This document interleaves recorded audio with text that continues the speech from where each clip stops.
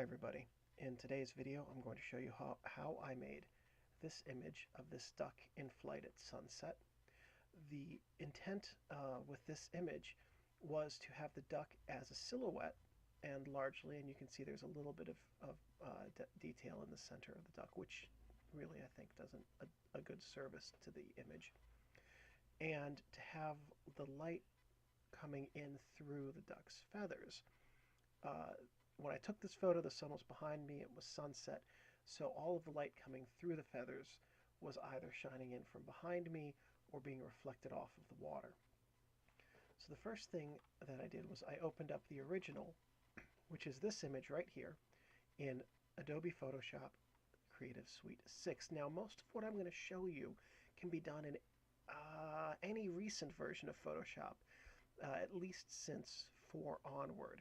And in fact, some of these tricks, if not all of them, can be used going back to maybe as early as CS2.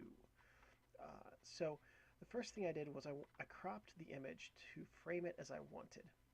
Now you can see here with CS6 I have the rule of thirds cropping on, and I knew that what I wanted was to have the bird up here in the top right. So I was using my K3. I have 24 megapixels to play with. That's fine. I can do a little bit of cropping if I need to, even though in an ideal world images wouldn't have to be cropped. So here's our cropped image. Now I didn't just convert it to black and white. The first thing I'm going to do is create a layer. So now we have 2 layers. I'm going to change this layer's blending to luminosity. And what that means is that the luminous aspects of the image are what are going to come through the layer, not the color. Let me rephrase that. With what I'm about to do, the luminous layers will come through, not the absence of color. I'm going to hit Control-Alt-Shift-B, and that brings up the black and white dialog box. Now you can see what I'm doing here with the sliders and the effects that this is having on the wings already. I'm going to increase the red a little bit.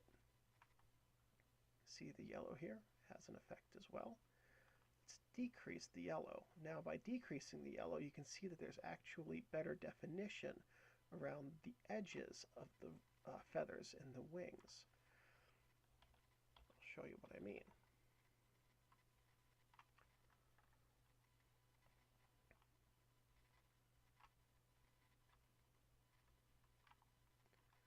So here are the feathers and the wings. As I bring the red down, I lose some of the detail. As I increase the yellow, I lose the definition between the feathers. So what I want is something that's a little bit like this. Now the other colors don't matter as much. We clearly don't want this. So I'm going to lower the green. This will give me some contrast in the water.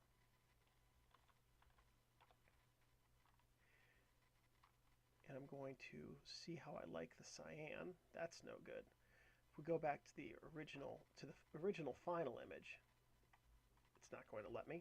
We can see that this up here is lighter, which means that I want to have a slightly lighter cyan, and that this down here has some detail and texture to it. So let's see what happens if I mess around with blue. That's confusing. That I can't tell what's up and down in that. So I'm going to bring some of the blue up a little bit. Now magenta is typically a throwaway layer for me, and I don't suggest going all the way down to negative 200%. Even negative 153 is very far. But magentas, especially with the lens I used on this, which is a Tamron telephoto zoom, it's good to get rid of the magentas because it gives a little bit more. It takes away some of the magenta cast and gives you a little bit better edge detail. There we go. Now let's see the difference we have between the two. So what you can see here is that there's more. This is the original, and the light coming through the feathers is better defined. But in this, the actual feathers themselves are better defined. So we're going to go into Image, Adjustment, Exposure, and this is only going to adjust this top layer. So let's decrease the gamma a little bit to get some more definition. And let's increase the exposure. We're going to go 0.6. I'm only going to go 0.8 in that. So you can see the detail difference, or the difference there. And we've still kept this highlight detail right here, but now we've gotten a little bit better luminosity than we had previously.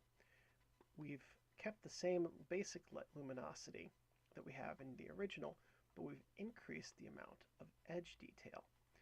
The next, the detail between the feathers.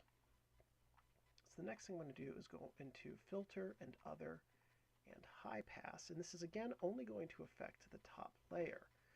And I think for this one I did something more in the range of 250 or 450. This is what I did, was 250. So here we can start to see what's happening.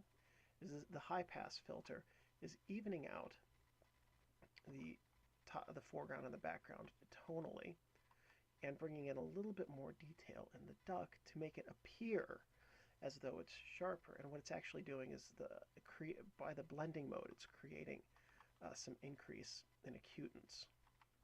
So there we go. Now if I really wanted to go crazy, I could duplicate this level, run the high pass filter again. Oh my gosh, I'm not actually going to do that. Although, and it does actually kind of look good. At any rate, so here's what we have with the black and white, and this is getting fairly close to what we have here, but we're not quite there yet.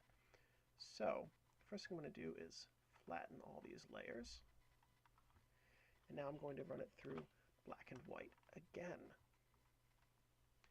And let's see what happens when we mess around with some of the levels this time. What if we go down here with red and up here with yellow? There we go.